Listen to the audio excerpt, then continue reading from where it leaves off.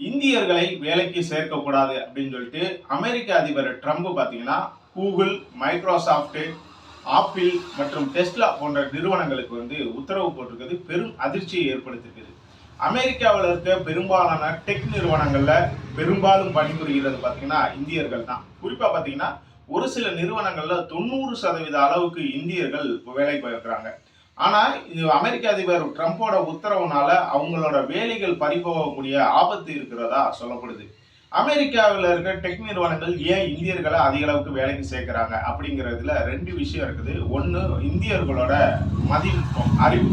அதாவது எந்த தொழில்நுட்ப உலகில் பார்த்தீங்கன்னா ரொம்பவும் திறமை வாய்ந்த அறிவா இவங்க பார்த்தீங்கன்னா இந்தியர்கள் தான் அப்படிங்கிறது சொல்லப்படுது.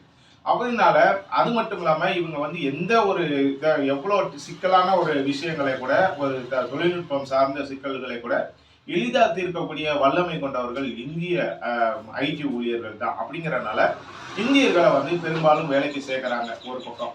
இன்னொரு பக்கம் வந்து இந்தியர்களுக்கு கொடுக்கக்கூடிய சம்பளம், இந்தியாவை பொறுத்த அளவுக்கு பார்த்தீங்கன்னா ஐடியில் வேலை பார்க்குறவங்களுக்கு 1 லட்சம், 2 லட்சம், 3 லட்சம் அப்படிங்கிறது ஒரு பெரிய சம்பளமா பொதுவெளியில் அறியப்பட்டாலும் அமெரிக்காவை பொறுத்தளவுக்கு அது வந்து மிக மிக குறைவு.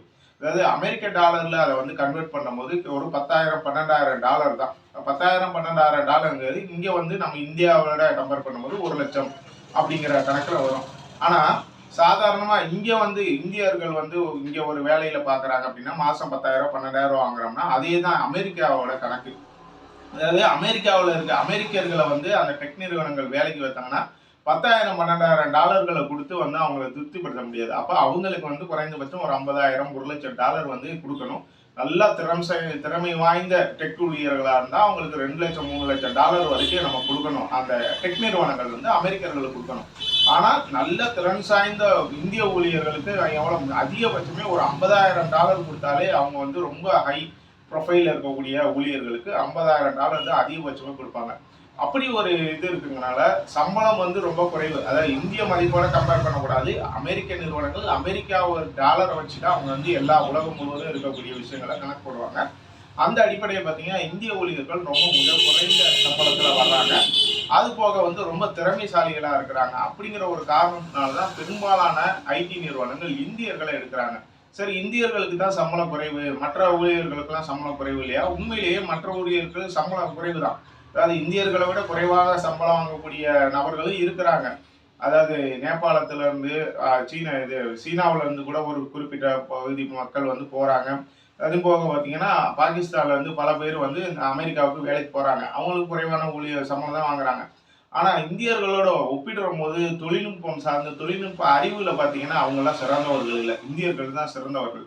அந்த அடிப்படையிலையும் என்ன பண்றாங்கன்னா இந்த டெக் நிறுவனங்கள் பெரும்பாலான இந்தியர்களை வந்து பணியேற்படுறதுக்கு முக்கிய காரணம் அப்படிங்கிறது பார்க்கப்படுது. இப்படிப்பட்ட ஒரு சூழ்நிலையில தான் அமெரிக்க அதிபர் ட்ரம்ப் வந்து வாஷிங்டன்ல நடந்த ஒரு செயற்கை நுண்ணறிவு மாநாடு, அதாவது ஏஐ இதுல வந்து கான்பரன்ஸ்ல வந்து பேசும் போது ஒரு விஷயத்த சொல்லியிருக்காரு. இந்தியர்களை அதிக அளவுக்கு வேலைக்கு சேர்க்கிறத நிறுத்துங்க, தேவையில்லாத இடங்கள்ல வந்து இந்தியர்களை நீக்கிட்டு அந்த இடங்கள்ல ஏஐக்களை பயன்படுத்துங்க. அது மட்டும் இல்லாம அமெரிக்கர்களுக்கு வேலை வாய்ப்புகளை கொடுங்க. நீங்க அமெரிக்காவில் நிறுவனத்தை நடத்துறீங்க, அமெரிக்காவோட வளர்ச்சியில தான் நீங்க வந்து முக்கிய பங்கு வகிக்கணும், அமெரிக்காவோட இதுக்கு தான் இது பண்ணணும். அதனால நீங்க வந்து அமெரிக்கர்களுக்கு வேலை வாய்ப்பு கொடுங்க, இந்தியர்களை வெளியேற்றுங்க, இந்தியர்களுக்கு வந்து வேலை கொடுக்கறத தவிருங்க அப்படிங்கிற மாதிரி நிறைய விஷயங்களை பேசியிருக்காரு. அதாவது வந்து இந்தியாவில் இப்போ ஒரு கருத்து வந்து பெரும்பாலும் இது பண்ணிட்டு இருக்க, உலகளாவிய பொருளாதாரம் வளர்ந்து விட்ட சூழ்நிலையில இந்தியாவில் ஒரு கருத்து என்ன பண்றாங்கன்னா இந்தியர்களுக்கே இந்தியர்கள் தான் இங்க வாழணும் ஆளணும் அப்படிங்கிற மாதிரி, தமிழ்நாட்டில் தமிழர்கள் தான் வாழணும் ஆளணும் அப்படிங்கிற ஒரு கருத்து இருக்கு இல்லையா? அதை கிட்டத்தட்ட ட்ரம்ப் வந்து பிரதிபலிக்கிற மாதிரி இந்த ஒரு விஷயத்த சொல்லியிருக்காரு. அதாவது வந்து அமெரிக்கர்களுக்கு தான் எல்லா விதத்திலையும் முன்னுரிமை கொடுக்கணும், அமெரிக்கா மக்களை வந்து அமெரிக்காவை வளர்ச்சியை தான் நீங்க வந்து இது பண்ணணும்.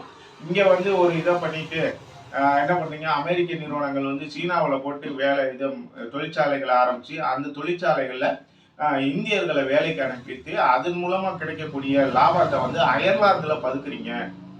இனிமே அது போன்ற விஷயங்கள் நடக்காது. இனிமே நீ வந்து அமெரிக்க நிறுவனங்கள் அமெரிக்கர்களுக்கு தான் முன்னுரிமை கொடுக்கணும், அவங்களுக்கு தான் வேலை வாய்ப்புகளை அள்ளி கொடுக்கணும். அது மட்டும் இல்லாம செயற்கை நுண்ணறிவோட வளர்ச்சியில வந்து பாத்தீங்கன்னா சீனா வந்து ரொம்ப அதிக பாய்ச்சல் இருக்குது. அந்த பாய்ச்சலை வந்து இது பண்ற ஓவர் கம் பண்ற அளவுக்கு, பீட் பண்ற அளவுக்கு நம்ம வந்து அதிக அளவிலான தொழில்நுட்பங்களை ஏஐ வந்து வளர்ச்சியை வந்து துரிதப்படுத்தணும்.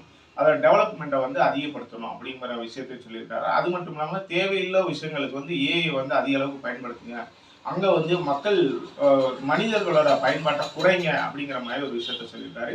இன்னொன்று, அரசியல் சார்ந்த விஷயங்களை வந்து திறனாய்வு செய்யறதுக்கு சரியான ஒரு ஏஐக்களை பயன்படுத்துங்க. அது வந்து எந்த பக்கமும் சாராத ஏஐக்களை பயன்படுத்துறதா எதிர்காலத்துக்கு ரொம்ப நல்லது. ஒரு பக்கம் சாரக்கூடிய ஏஐ வந்து ஒரு பக்கம் சார்ந்தே பதிலளிக்கக்கூடிய, இல்லை ஒரு பக்கம் சார்ந்தே வேலை பார்க்கக்கூடிய ஏஐகள் வந்து நாட்டோட வளர்ச்சிக்கு வந்து உதவாது. அதனால நீண்ட கால நாட்டின் வளர்ச்சிக்கு வந்து ஏஐக்களை திறம்பட செயல்படுறது ரொம்ப முக்கியம் அப்படிங்கிற மாதிரி சில விஷயங்களை ட்ரம்ப் வந்து பேசியிருக்காரு. இது பார்த்தீங்கன்னா ஒரு சில விஷயங்கள் அவர் சொன்னது சரியா இருந்தாலும் ஒரு சில விஷயங்கள் சர்ச்சை ஏற்படுத்திருக்கு. குறிப்பா பார்த்தீங்கன்னா இந்தியர்களை வேலைக்கு அமர்த்தக்கூடாது அப்படின்னு ட்ரம்ப் போட்ட உத்தரவு பார்த்தீங்கன்னா பேசுபொருளாக இருக்குது. இதனால அங்க இருக்கக்கூடிய இந்தியர்கள் வேலை இழக்கும் அபாயம் ஏற்பட்டிருக்குது. அது மட்டும் இல்லாம அமெரிக்காவுக்கு போகணும் அப்படின்னு குறி வச்சு படிச்சுக்கிட்டு இருக்க இளைஞர்களோட கனவும் வந்து நொறுங்கி விடுவோம் அப்படிங்கிற ஒரு அச்சம் ஏற்பட்டிருக்கு. இதன் காரணமா மத்திய அரசு உரிய நடவடிக்கை எடுத்து ட்ரம்ப் கூட பேசி, அதாவது அமெரிக்க வெளியுறவுத்துறை கூட பேசி ஒரு சரியான நடவடிக்கை எடுக்கணும் அப்படிங்கிறதா எல்லோரோட எதிர்பார்ப்பா இருக்குது. இந்த விவகாரத்துல மத்திய அரசு எப்படி செயல்படணும், அமெரிக்கா இந்த விஷயத்துல வந்து இறங்கி வருமா வராதா அப்படிங்கிறத நீங்க கமெண்ட்ல சொல்லுங்க.